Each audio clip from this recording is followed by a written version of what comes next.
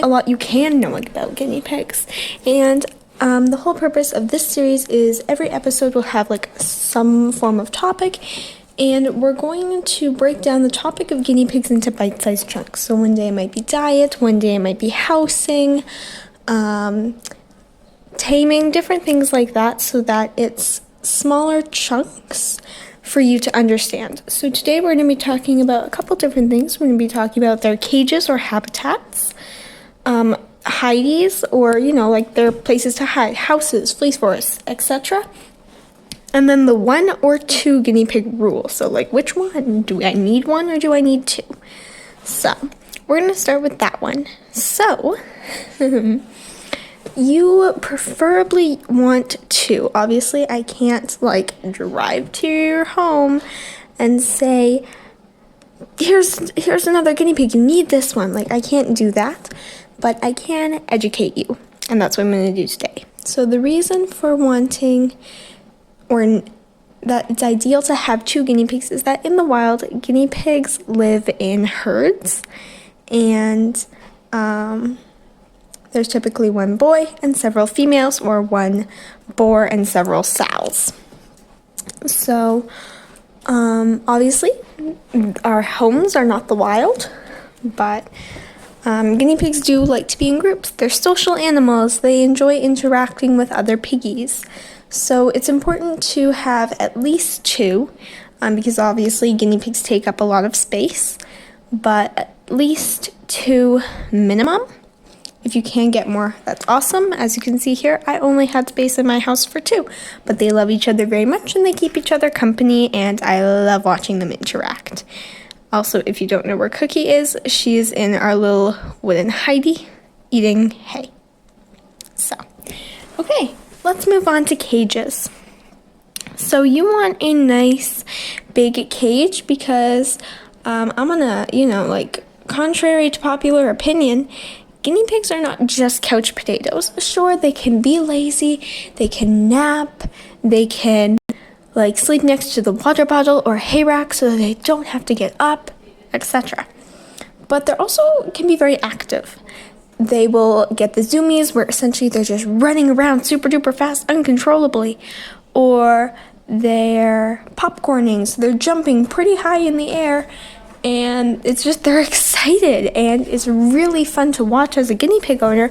But this also means they need a lot of space, and a lot of pet store cages are not equipped to properly house a guinea pig. I will link the cage I currently have down below, because this is a good size for 2 guinea pigs. And even if for some reason your previous guinea pig has passed away and now there's currently only 1 and you're not getting one for a little bit because obviously the right one maybe hasn't come along, or maybe you just need a little bit of time to be sad. Or even if you choose to only get 1, even though it's technically not ideal, then I still would recommend a bigger cage because they have way more space and they love to jump around. So I will put this one down below. This one can properly house 2 guinea pigs with enough space. And every time you want to add a second guinea pig, or add an additional member to your herd, your cage does have to get bigger. So if we were to see that little line, I'll probably try to draw it on the screen.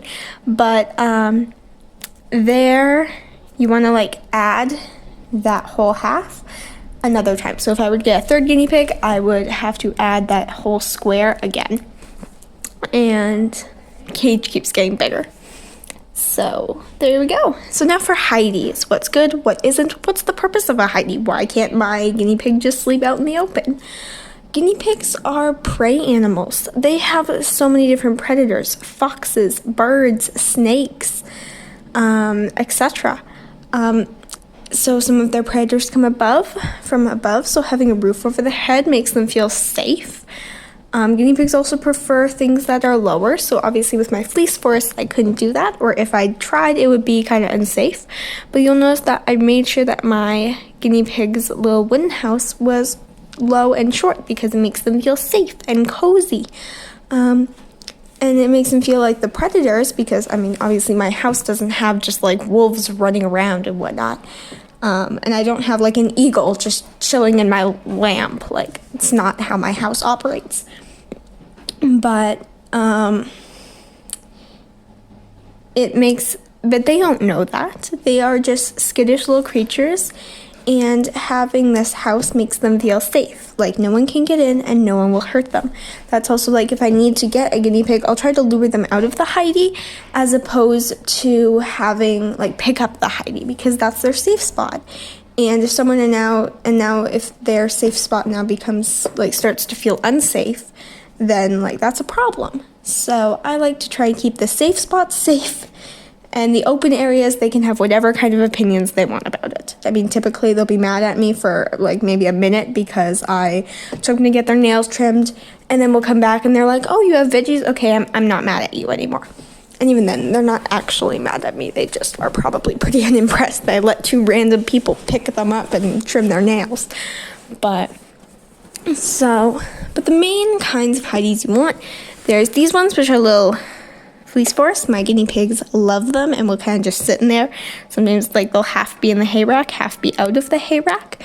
And then I also personally would recommend a wooden hidey. I don't recommend plastic hideys, because if a guinea pig were to chew them, and I guarantee you they will try to eat it, that's plastic going into their stomachs. It can cut them. It's not good. And in the winter or in the summer, it can get really hot, and then your piggies can overheat. And there is a temperature kind of thing, like they need to be in between this temperature and this temperature to be comfortable and to be safe. So hopefully I was able to give you guys some tips to help you with your piggies.